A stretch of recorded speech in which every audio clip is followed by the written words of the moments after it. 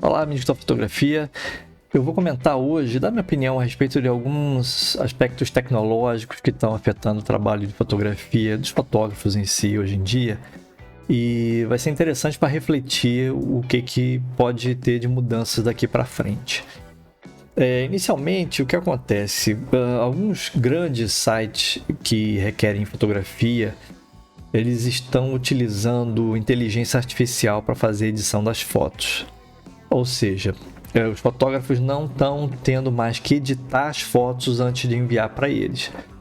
Os fotógrafos estão fazendo a captação das fotos, fazendo toda a parte de composição, a iluminação e enviando pura e simplesmente as fotos para eles, para que eles façam a edição por lá. Um desses sites se chama Miro, que é um site francês, mas que ele é um gigante lá na Europa em termos de serviço de fotografia. E ele passa um direcionamento aos fotógrafos, os fotógrafos fazem as fotos no local e enviam as fotos para eles.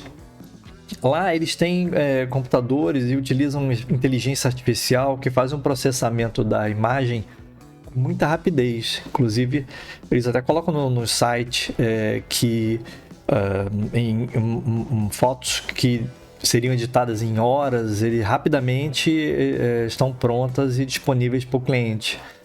Possivelmente até 24 horas para essa entrega desse material. Então, isso é um aspecto que já existe. Não só a Miro tem, como outros sites que são gigantes de aluguel por temporada, eles também estão utilizando desse recurso. Então, cabe um momento só para a gente refletir. De qualquer forma, a parte de composição, ela continua na nossa mão por bastante tempo, porque isso requer um olhar, é uma coisa mais artística na captação da imagem, então isso é uma questão ainda que ainda vai rolar bastante. Bom, do ponto de vista individual, o fotógrafo vai continuar editando fotos e produzindo para um outro lote de clientes. E atualmente a gente utiliza o Adobe Photoshop e Lightroom, basicamente, são as ferramentas quase universalmente utilizadas para fazer edição. E para isso você precisa de bom hardware, bons computadores, né, para placa gráfica boa, bastante memória, processamento. Então exige a gente ter uma máquina atualizada para poder fazer uma edição à altura, uma edição boa, nível profissional. Isso é possível que modifique mais para o futuro, principalmente pelo seguinte: tem uma plataforma de games da Google, se chama Stadia. Com essa plataforma, as pessoas elas jogam pela internet diretamente na plataforma. Elas não precisam mais de um console da Nintendo, console PlayStation, Xbox. Com essa plataforma você não precisa mais de console.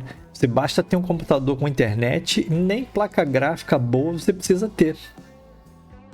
Nesse caso, como é que funciona?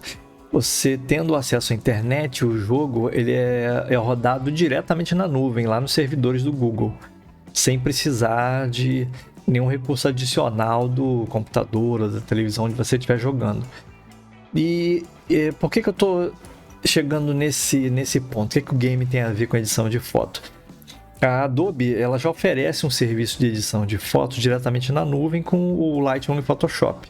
Só que são versões mais limitadas, você não consegue fazer uma edição profissional igual a gente faz aqui diretamente no computador, porque ainda não tem esse recurso lá. Mas eu acredito que futuramente eles devam aprimorar o recurso de nuvem deles e, sendo possível, você fazer um upload das fotos lá e você poder fazer edição das fotos por lá sem precisar de um computador com grande capacidade para poder rodar.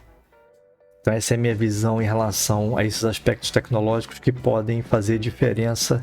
Já acontecem hoje e, no caso desse comparativo, é possível que no futuro a gente não precise de computadores potentes para poder fazer edição de fotos. Eu também acho que mais na frente, não sei, talvez daqui a 10 anos ou um pouco menos, as câmeras elas já sejam dotadas de inteligência artificial, de modo a, ao fazer a foto, ela já fazer os aprimoramentos necessários que ela requer. Então, tem uns aspectos bem interessantes aí, alguns a nosso favor, alguns tiram um pouco de trabalho das nossas costas, mas no final das contas é sempre para que ofereça um material à altura de nível profissional. Um outro aspecto de fotografia também, que já acontece hoje em dia, é que a renderização, ou seja, os modelos tridimensionais que determinados softwares produzem já tem uma qualidade de imagem tão boa que algumas marcas elas já produzem a foto do produto já direto dessa renderização, dessa tecnologia de 3D, de imagem 3D. Então, eles têm recorrido menos ao fotógrafo para fazer a foto do produto. Ou seja, ele já utiliza uma imagem renderizada, inclusive trocando cores, posicionamento do produto e tudo mais, sem precisar de utilizar o fotógrafo para isso. Na arquitetura também acontece um pouco isso.